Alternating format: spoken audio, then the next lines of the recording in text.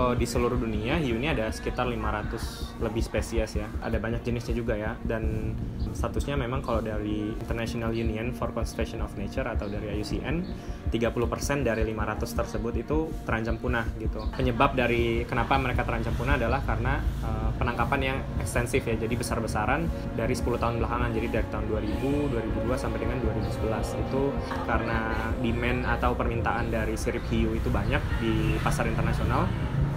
Jadi ada banyak juga aktivitas perikanan skala besar. Nah, jadi kalau dari seluruh dunia itu hampir 100 juta hiu itu dibantai setiap tahun kayak gitu. Dan kalau misalnya di Indonesia itu 100.000 ton hiu dalam 1 tahun itu diekspor untuk sebagai penggerak ekonomi ya di Indonesia. Dan memang udah banyak banget yang spesies yang statusnya sekarang sudah sangat terancam, critically endangered dan endangered gitu, seperti hammerhead dan treasure shark termasuk, dan juga hiu koboi yang memang menjadi salah satu atau dari beberapa spesies yang memang jadi komoditas utama untuk ekspor sirip dan juga daging hiu.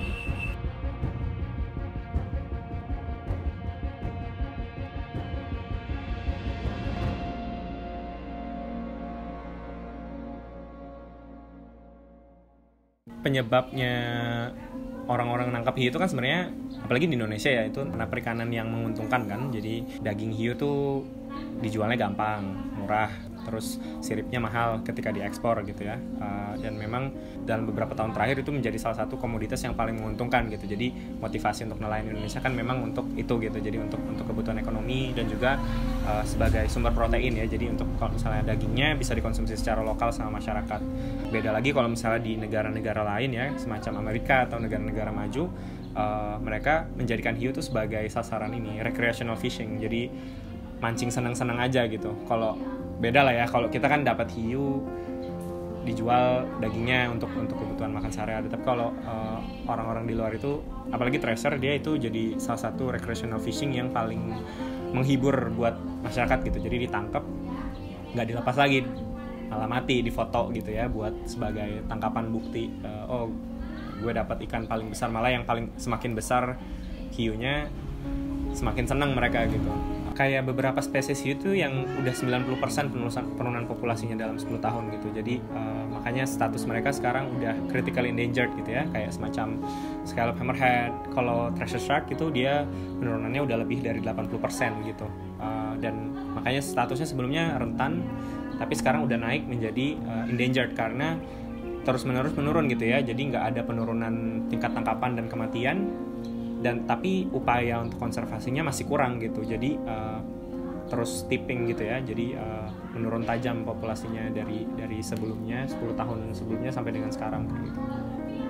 Treasure shark itu kan sebenarnya belum dilindungi ya secara nasional. Jadi sebenarnya ada peraturan keputusan menteri memberikan arahan kepada pelaku perikanan ketika mereka dapat treasure masih hidup dilepas kayak gitu. Dan kalau misalnya udah mati ditampung gitu ya, jadi jangan langsung di-discard atau dibuang ke laut gitu. Dan ketika mereka udah didaratin, dilaporin ke petugas di pelabuhan gitu ya. Jadi itu sebenarnya untuk mempermudah pencatatan, karena salah satu masalah konservasi juga kan kita kurang data gitu ya. Jadi kayak karena mungkin ketika udah dilarang, nelayan takut dapat di tengah laut karena takut dihukum atau gimana, jadi yang mati malah dibuang, dan itu kita nggak tahu gitu. Jadi seberapa besar kontribusi kematian tersebut terhadap populasi kayak gitu kan. Dan tapi peraturan tersebut masih belum bersifat mengikat ya, jadi masih berupa himbauan gitu ya. Jadi dan itu juga masih ditekankan ke perikanan skala besar gitu. Jadi perikanan tuna memang ada sanksinya, seperti kayak kalau misalnya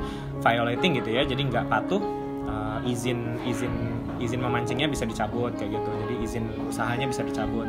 Hanya untuk nelayan skala kecil ya, itu belum ada peraturan yang mengikat gitu, karena ya udah nelayan mancing aja.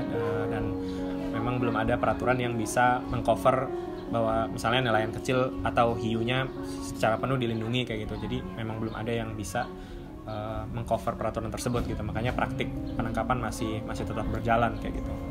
Iya, Treasure Shark Project kita memang kerja bareng sama masyarakat lokal ya. Jadi kita engage student atau siswa-siswa yang ada di Alor, terus juga komunitas pemuda yang ada di sana, terus juga nelayan yang ada di sana. Jadi dalam 1 tahun kemarin kita udah engage nelayan hiu terutama, kita ajakin mancing dan kita liatin interaksi bersama hiu gitu ya. Jadi kita tag hiunya dengan satelit dan akustik, si nelayannya kita biarin lepasin hiunya di bawah air gitu, jadi biar mereka bisa ngelihat juga dan ada awareness tersendiri ketika mereka punya pengalaman seperti itu gitu.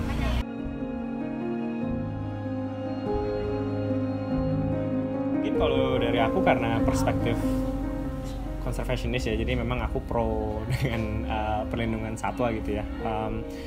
Menurutku untuk sekarang karena status populasi hiu yang udah signifikan banget menurun populasinya dan Indonesia menjadi salah satu kontributor hiu terbesar, menurutku udah saatnya Indonesia dan individu sebagaimanapun bisa berkontribusi untuk konservasi hiu gitu. Karena kalau misalnya dari sisi ekologis mungkin si hiu ini salah satu predator tingkat atas gitu kan, yang menjaga equilibrium ekosistem di lautan gitu. Tapi di sisi lain juga sebenarnya ketika kita lindungi ada benefit lain yang bisa kita dapat dari si hiu gitu. Kayak misalnya si treasure ini di Philippines itu menjadi salah satu atraksi tourism yang paling besar gitu ya di Pulau Malapaskua, yang bisa menghasilkan ratusan miliar dalam 1 tahun untuk komunitas lokal di sana. Dan kita lihat itu sebagai salah satu benefits yang bisa mereverse atau merubah nilai si hiu itu, bahwa